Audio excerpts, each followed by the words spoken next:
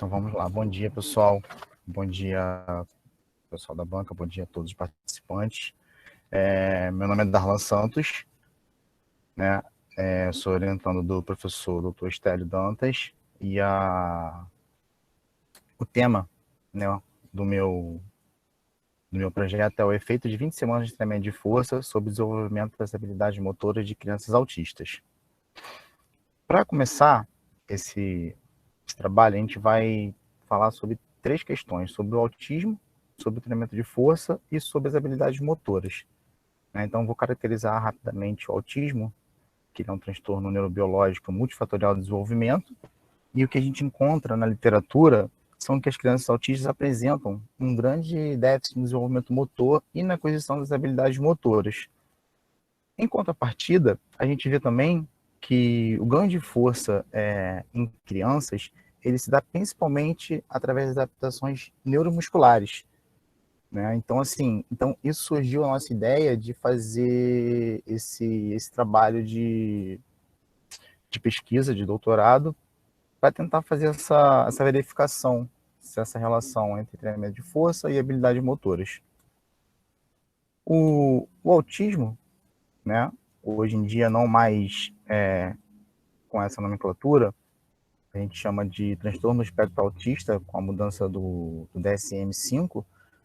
Ele é um transtorno neurobiológico multifatorial do desenvolvimento e compromete diversas áreas, né? Principalmente as áreas de interação e linguagem, e envolve outros aspectos, como um quadro emocional, cognitivos, motores e sensoriais. Hoje, o diagnóstico dele é realizado através do DSM-5, que é o Manual Diagnóstico Estatístico de Transtornos Mentais, né, da Associação Americana de Psiquiatria. Então, o que caracteriza principalmente o TEA? Né, padrões restritivos e repetitivos de comportamentos e interesses, né, em atividades fixas, e prejuízos persistentes na comunicação social e na interação social. A etiologia desse transtorno ainda é um entrave que se tem na literatura.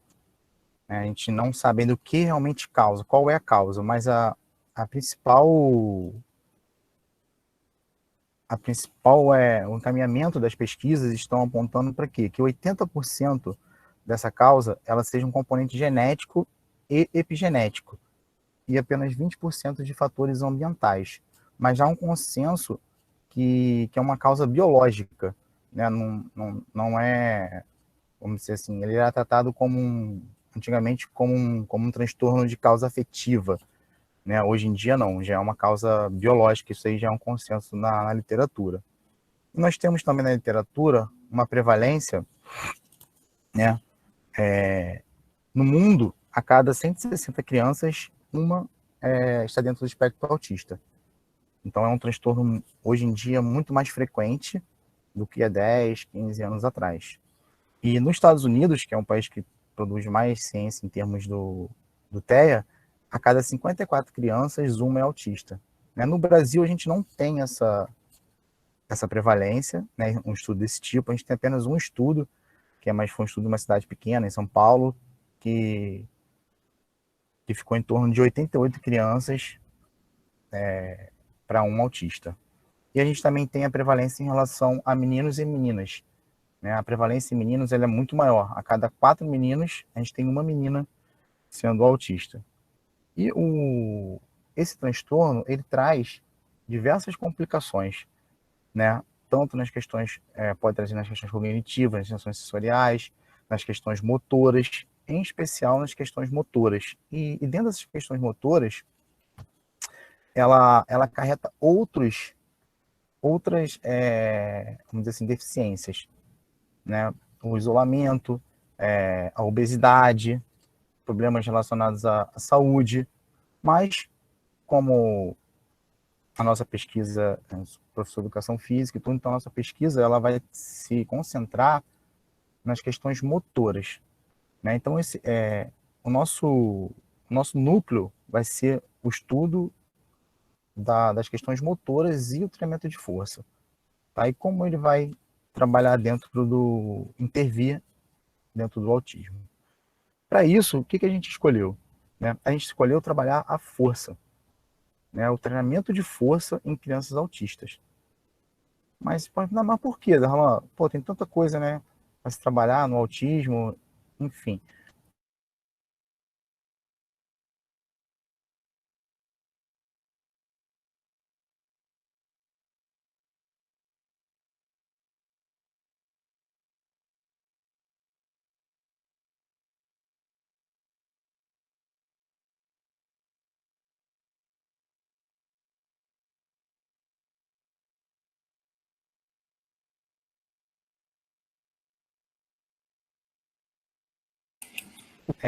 Pegou alguma Travou, referência nesse travou, sentido? gente.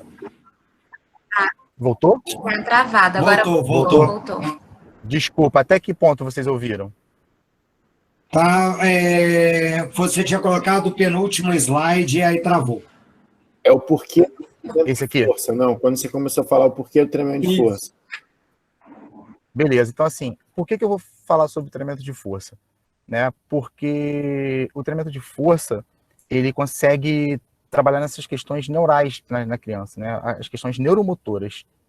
Por isso, o treinamento de força vai ser importante para a criança com TEA. Não só para a criança com TEA, mas para todas as crianças. Mais em especial para a criança com TEA. A gente ainda tem muito na público leigo, ainda tem uma resistência muito grande ao treinamento de força para crianças. Né? Então, a gente tem algumas referências que conseguem minimizar essas questões. Então, por exemplo, a gente tem aqui um artigo da Academia Americana de Pediatria, bem recente, de 2020, que ele traz que as crianças podem ganhar força com treinamento contra a resistência, tem um baixo índice de lesão, né, desde que essa prática seja supervisionada.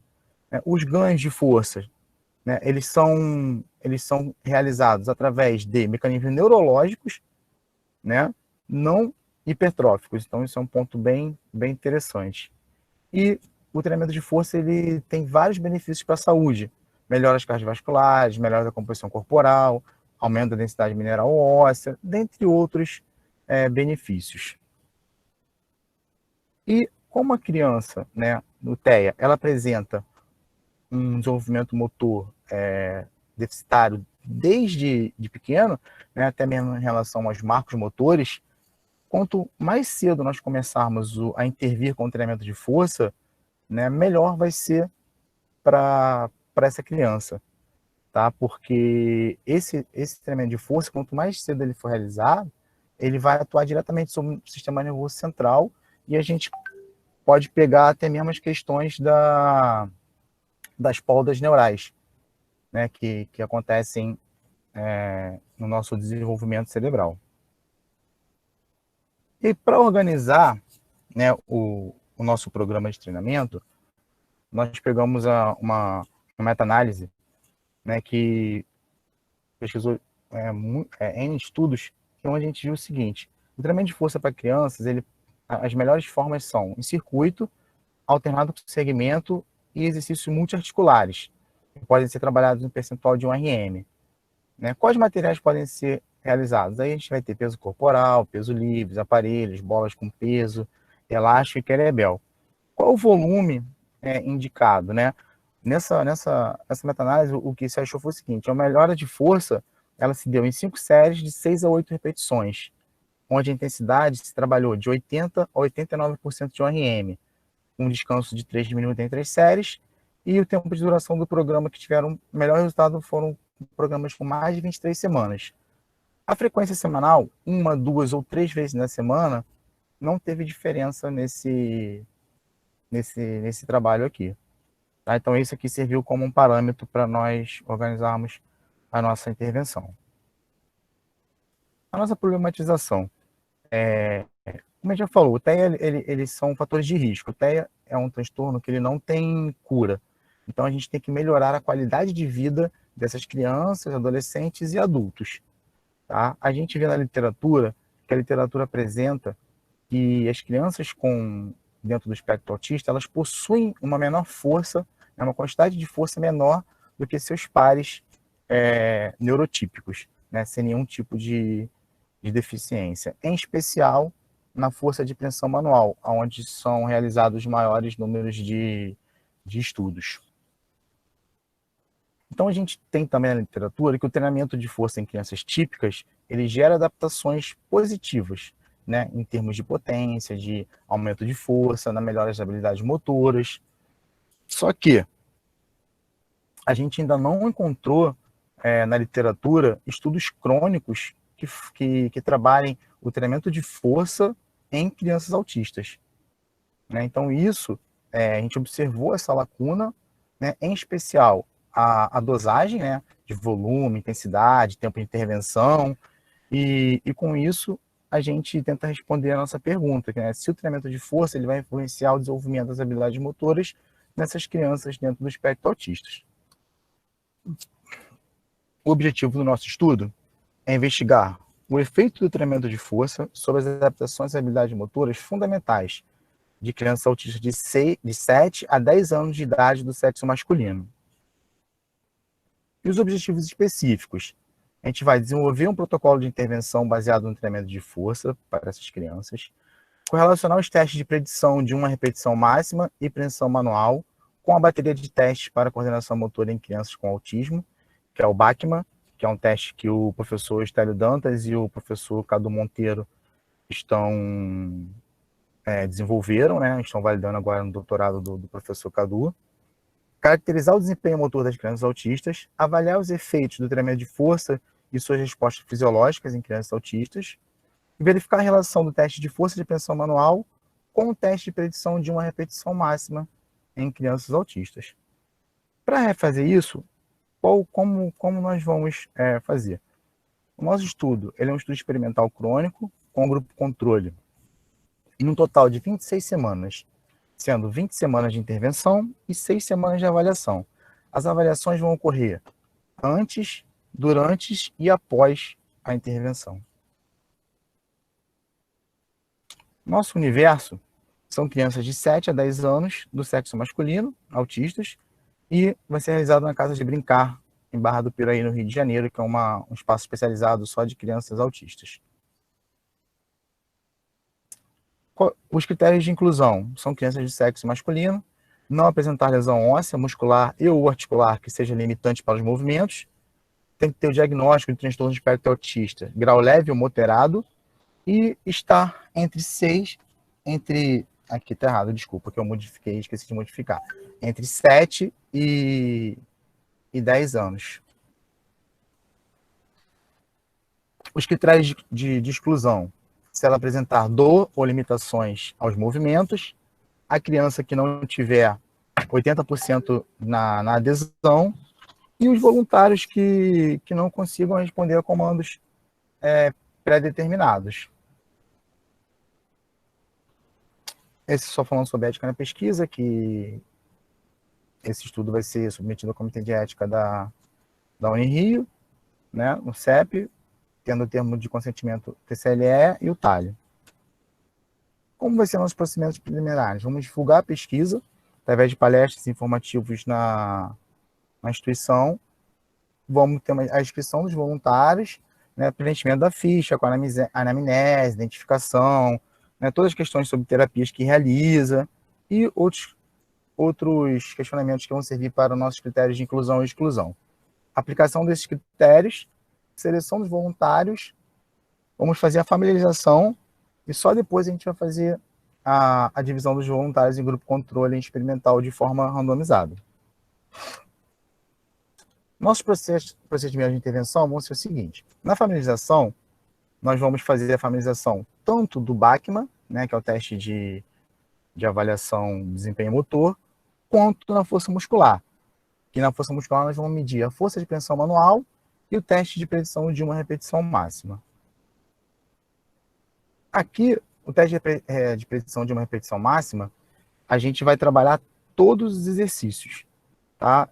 Foi até uma mudança que eu fiz, que acho que foi o professor Arthur que tinha feito uma colocação a respeito disso, né, no meu processo de qualificação aí, e aí eu parei para pensar e realmente. Então, eu vou trabalhar todos os exercícios através dessa predição e vamos trabalhar com percentual de ORM.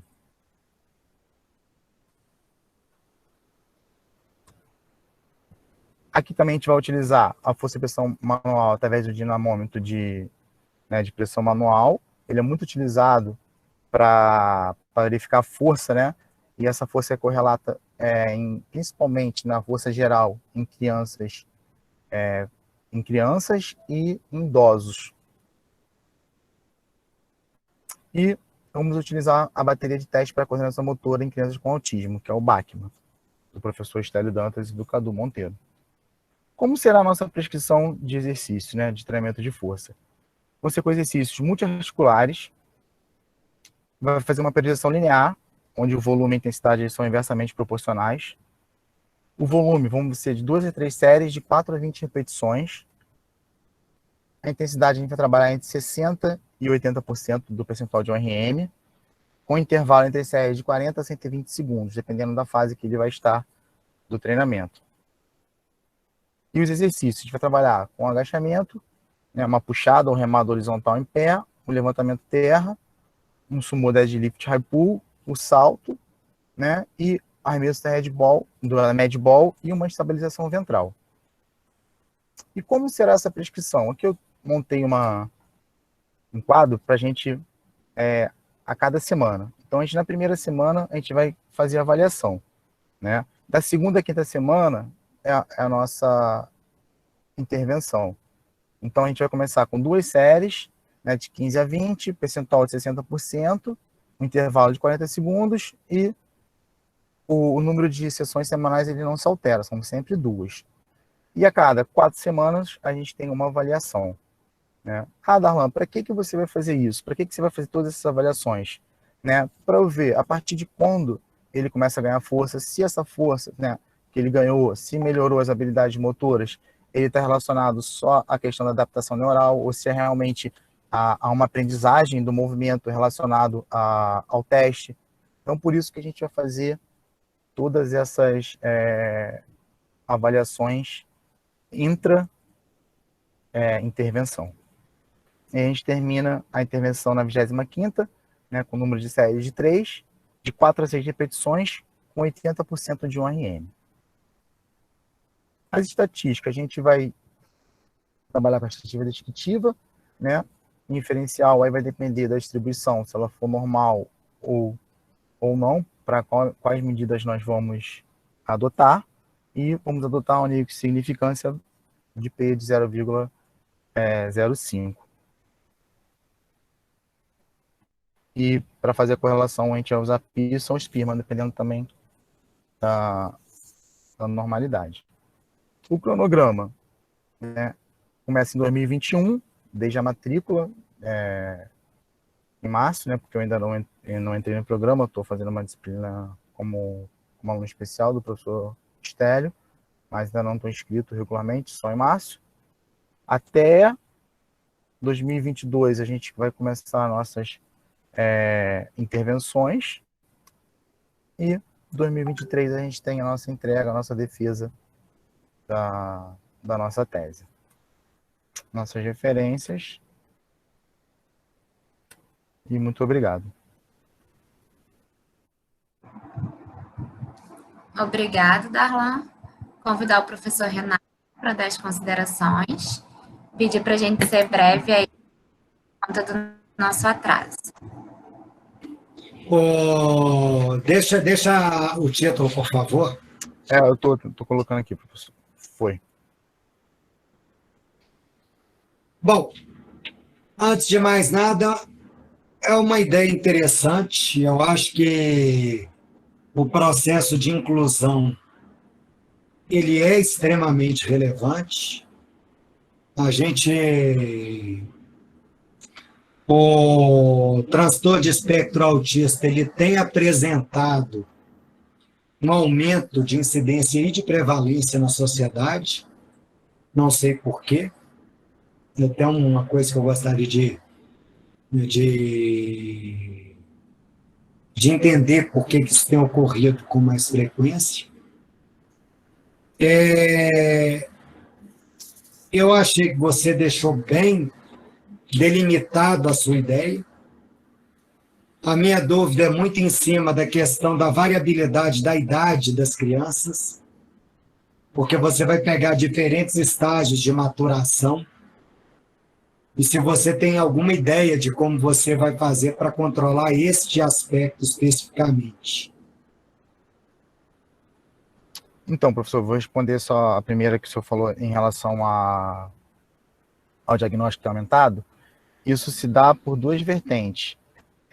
Em especial pelo acesso à informação, né, que hoje tem. Se a gente pensar em 10 anos atrás, ninguém levaria um filho ao psiquiatra, né, para um possível diagnóstico. E outra pelas mudanças dos critérios diagnósticos, né, do DSM-5. Então, assim, ampliou muito o conceito do transtorno do espectro autista. Então, hoje ele é dividido dentro de um espectro, né? E não mais a partir só de algumas características fechadas. Então, isso Obrigado. tem acontecido. Em relação à segunda pergunta, na verdade, assim, eu ainda vou colocar, isso foi até uma solicitação, se eu não me engano, do professor Arthur também, de estratificar por maturação, entendeu? De 7 a 10 anos. A gente pode trabalhar com as pranchas de Tânia, da maturação sexual, as características secundárias. Sim, uma possibilidade. Validado. Nada que vá realmente a gente pede para os pais fazerem, entendeu? A gente ensina e pede para os pais fazerem, que não tem nenhum problema. Sim. Acho que pode ser uma boa estratégia. E aí você pode inserir depois, na estatística, uma correlação para ver se o efeito foi mais benéfico numa determinada classificação do Turner ou não. Entendi. Ver em qual fase maturacional teve um melhor benefício. Exatamente, teve um maior benefício. Acho que você pode colocar isso até como objetivo secundário seu. Obrigado. Tá? Basicamente isso, para adiantar. Está anotado aqui, Tá? professor. Pode correr. Obrigado, professor Renato. Professor Arthur, por favor.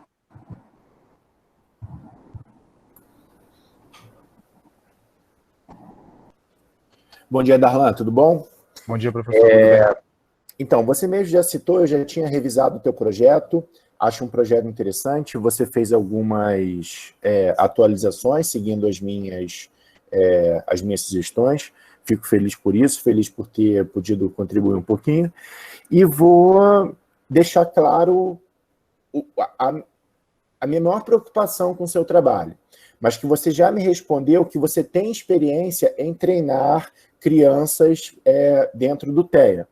Eu, na minha pouquíssima experiência, eu tenho dúvidas em relação a você submeter crianças dentro do espectro autista a realizar o exercício de musculação e principalmente esses testes de maneiras periódicas. Você já me disse que tem experiência e queria que você falasse um pouquinho como é que você está preparado para lidar com isso. Se dentro daquele período de avaliação a criança se recusar a fazer o teste por algum motivo qualquer, na tua experiência prática, o que você pode me falar a respeito disso? Professor, isso é o principal limitador realmente, né? Mas assim, por isso que a gente selecionou, se a gente pegar os estudos também, a maioria dos testes são feitos com um TEA do nível 1 e no máximo do nível 2, que é o leve e o moderado. Entendeu? O grande problema do autismo não é o autismo, são as comorbidades. Então, se a gente tem uma criança com TEA junto com uma deficiência intelectual, aí fica muito mais complicado dela poder entender e realizar as atividades. Então, por isso que a gente selecionou ali o nível 1 e o nível 2 do TEA, né, e que ela consiga compreender os comandos. A partir do momento que ela segue comandos, a gente está trabalhando também na perspectiva da análise comportamental, que a gente tem umas respostas muito boas em relação a isso, Então, são alguns fatores que realmente tem que ter uma experiência, né? E se, de repente, um dia, alguma coisa que a criança realmente não quiser, acontecer alguma coisa, a gente tenta repor esse treino para ela não perder o número total de sessões. Ou não treina, e se ela continuar dentro daqueles 80% de frequência, não tem problema ela perder um treino. Entendeu? Mas a grande... o principal fonte, assim, o principal, como é que eu digo, questão é o vínculo, né, que você faz com a criança. Então, assim, eu vou estar ali ajudando alguns professores, né, mas, assim, esses professores esses alunos já têm os seus professores, entendeu? Então, junto com eles, eu vou aplicar esse teste, porque eu estranho chegar para aplicar nas crianças que não me conhecem, realmente fica complicado. Entendo. A minha maior preocupação não é nem com a sessão de treino, é com a bateria de avaliação. Porque se o indivíduo não for avaliado, você não vai ter resultados, né? E você não consegue adiar ou adiantar essa avaliação Você pode até adiar e atrasar ou adiantar a avaliação 1 ou 2 dias, mas se você mudar muito o tempo, você começa a ter resultados que vão atrapalhar a sua análise estatística. Mas eu acredito que não tem problema não, porque nos meus alunos, a maioria são leves e moderados, eu tenho alguns graves, né? Assim, a gente faz os testes de desempenho motor tranquilo, professor. Beleza, se você tem essa experiência prática, é algo que vai te ajudar bastante. E aí a mesma coisa que pode ser o calcanhar de Aquiles do teu trabalho, pode ser o ponto que vai fazê-lo ter destaque. Porque se você está trabalhando com uma população que é de difícil acesso e de difícil controle, você, caso tenha sucesso, espero que tenha, você vai ter algo que poucas pessoas ou ninguém fez antes. Você tem, assim, tem um benefício bem grande de um custo alto, né? Enfim, parabéns pela ideia. Acho que você vai atender um grupo de pessoas que precisam da ciência e acho que ela vai ter grande relevância assim que você acabar de fazê-la.